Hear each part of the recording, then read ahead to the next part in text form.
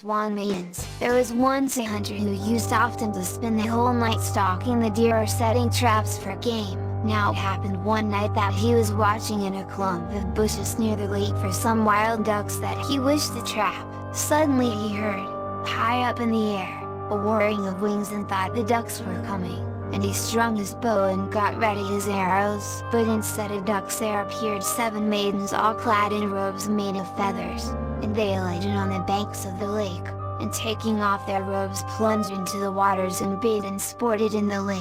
They were all beautiful, but of them all the youngest and smallest pleased most the hunter's eye, and he crept forward from the bushes and seized her dress of plumage and took it back with him into the bushes.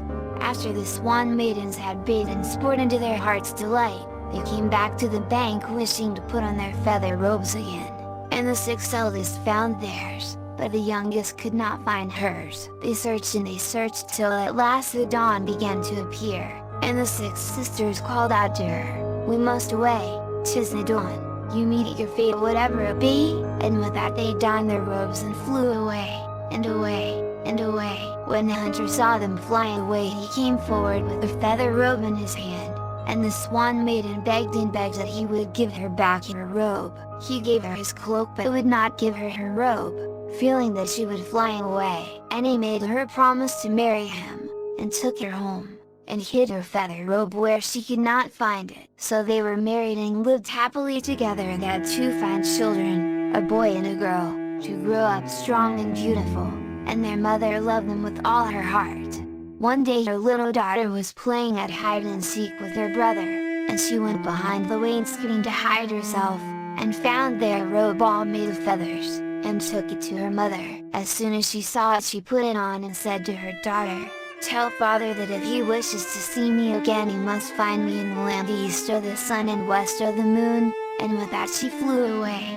When the hunter came home next morning his little daughter told him what had happened and what her mother said, so he set out to find his wife in the land east of the sun and west of the moon, and he wandered for many days till he came across an old man who had fallen on the ground, and he lifted him up and helped him to a seat and tended him till he felt better.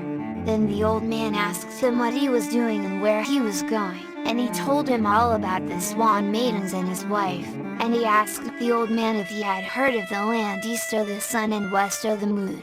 And the old man said, "No, but I can ask." Then he uttered a shrill whistle and soon all the plain in front of them was filled with all of the beasts of the world, for the old man was no less than the king of the beasts.